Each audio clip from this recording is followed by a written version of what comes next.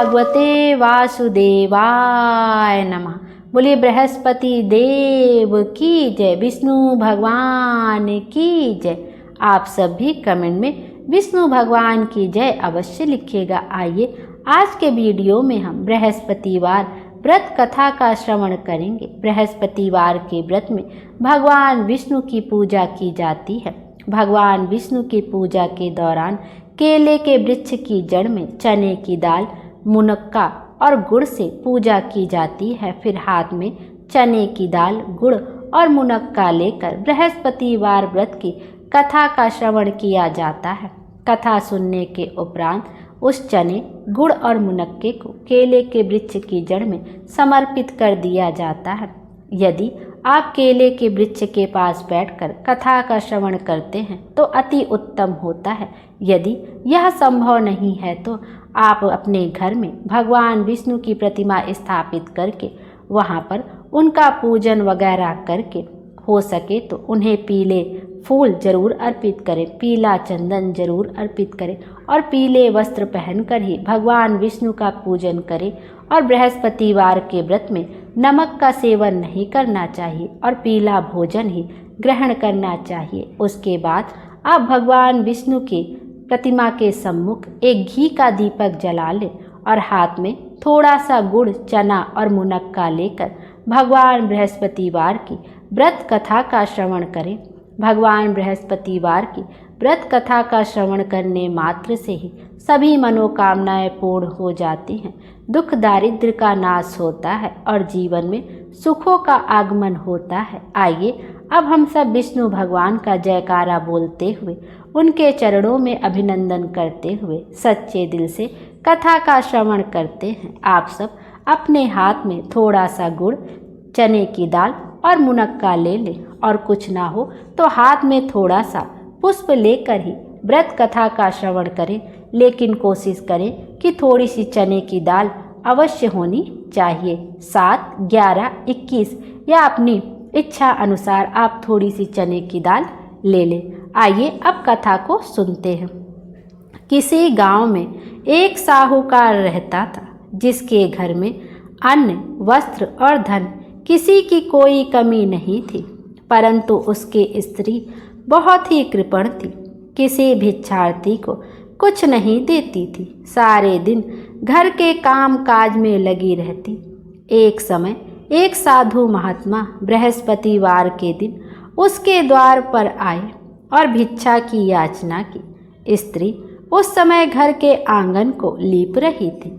इस कारण साधु महाराज से कहने लगी कि महाराज, इस समय तो मैं घर लीप रही हूँ, आपको कुछ नहीं दे सकती, फिर किसी अवकाश के समय आना। साधु महात्मा खाली हाथ चले गए। कुछ दिन के पश्चात वही साधु महाराज फिर आए, उसी तरह भिक्षा मांगी। साहूकारनी उस समय अपने लड़के को खाना खिला रही थी। कहने लगी, महाराज मैं क्या करूं, अवकाश ही नहीं मिलता है, इसलिए आज भी आपको भिक्षा नहीं दे सकती। तीसरी बार महात्मा फिर आए और उन्हें फिर उसी तरह से उसने उन्हें टालना चाहा, परंतु महात्मा जी कहने लगे कि यदि तुमको बिल्कुल ही अवकाश हो जाए तो तुम मुझको भिक्षा दोगी। साहूकारनी कहने लगी कि हाँ महाराज, यदि ऐसा हो जाए तो आपकी बड़ी कृपा होगी।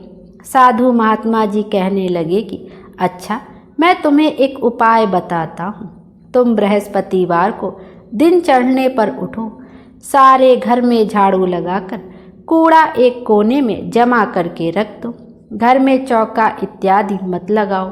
फिर स्नान आदि करके घर वालों से कह दो उस दिन सब हजामत अवश्य बनवाएं।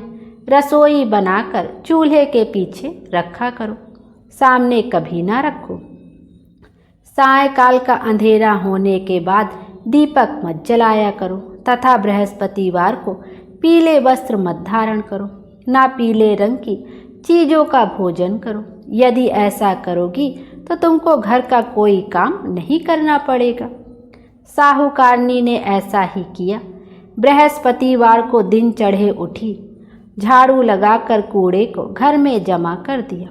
पुरुषों ने हजामत बनवाई, भोजन बनाकर चूल्हे के पीछे रखा।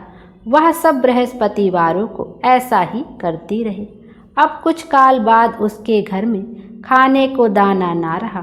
थोड़े दिनों में महात्मा फिर आए और उन्होंने भिक्षा मांगी, परंतु सेठानी ने कहा, महाराज, मेरे घर में खाने को अन्न नहीं है, आपको क्या दे सकती हूँ। तब महात्मा ने कहा, जब तुम्हारे घर में सब कुछ था तब भी तुम कुछ नहीं देती थी, अब पूरा पूरा अवकाश है तब भी कुछ नहीं दे रही हो, तुम क्या चाहती हो वह कहो। तब सेठानी ने हाथ जोड़कर प्रार्थना की, महाराज, अब कोई ऐसा उपाय बतलाए कि मेरे पहले जैसा धन धान्य हो जाए। अब मैं प्रतिज्ञा करती हूँ कि आप जैसा कहेंगे वैसा ही करूँगी। तब महात्मा जी ने कहा, बृहस्पतिवार को प्रातःकाल उठकर स्नान आदि से निवृत्त होकर घर को गौ के गोबर से लीपो तथा घर के पुरुष उस दिन हजामत ना बनवाएं। भूखों को अन्न जल देती रहा करो, ठीक सायाकाल दीपक जलाओ। यदि ऐसा करोगी तो तुम्हारी सब मनोकामनाएं भगवान बृहस्पति जी की कृपा से पूर्ण होगी। सेठानी ने ठीक वैसा ही किया और उसके घर में धन धान्य वैसा ही हो गया जैसा कि पहले था। इस प्रकार भगवान बृहस्पति जी की कृपा से वह अनेक प्रकार के सुख भोग कर दीर्घ काल तक जीवित रही। बोलिए भगवान विष्णु की जय, बृहस्पति देव की जय। आइए अब बृहस्पति देव की आरती का भी श्रवण करते हैं। ओम जय बृहस्पति देवा, जय बृहस्पति देवा, छिन छिन भोग लगाऊं कदली फल मेवा। ओम जय बृहस्पति देवा, तुम पूरन परमात्मा, तुम अंतर्यामी, जगत पिता जगदीश्वर, तुम सबके स्वामी। ओम जय बृहस्पति देवा, चरणामृत निज निर्मल, सब पातक हरता, सकल मनोरथ दायक, कृपा करो भरता।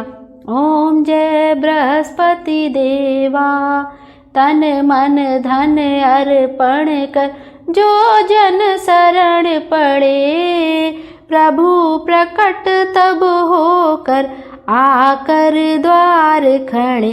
ओम जय बृहस्पति देवा, दीन दयाल दयानिधि, भक्तन हितकारी, पाप दोष सब हरता, भव बंधन हारी।